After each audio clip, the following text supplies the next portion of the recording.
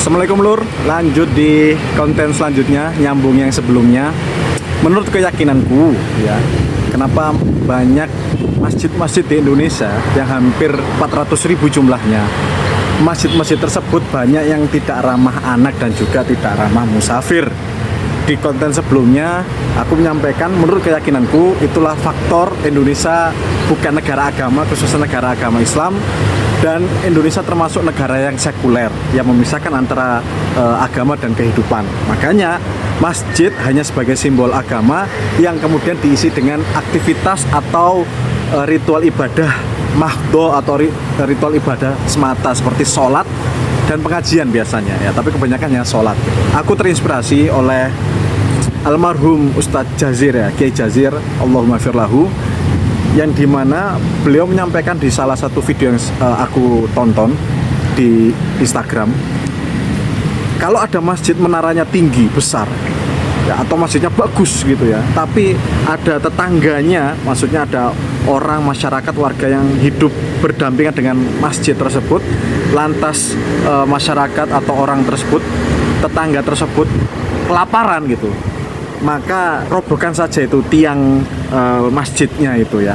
Atau kemudian kalau kasnya itu ditumpuk untuk kemudian membaguskan masjidnya, udah dikosongkan saja kasnya. Untuk apa? Dibelikan beras, kemudian diberikan kepada orang yang ada di sekitar masjid yang sedang kelaparan. Nah ini seperti masjid di zaman Nabi Muhammad SAW, yang dimana masjid bukan hanya sekedar untuk sholat atau kemudian pengajian tok gitu, tapi masjid itu selain sebagai simbol agama juga sebagai simbol negara.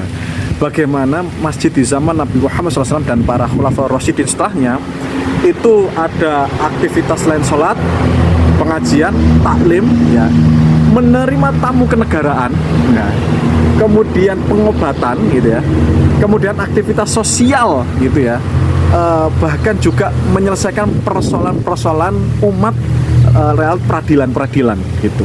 Nah, bandingkan dengan masjid kita hari ini, khususnya di Indonesia, apakah sudah selayaknya masjid seperti di zaman Nabi Muhammad SAW ya? Minimal biar nyampe masjidnya itu ramah anak sama ramah musafir ya.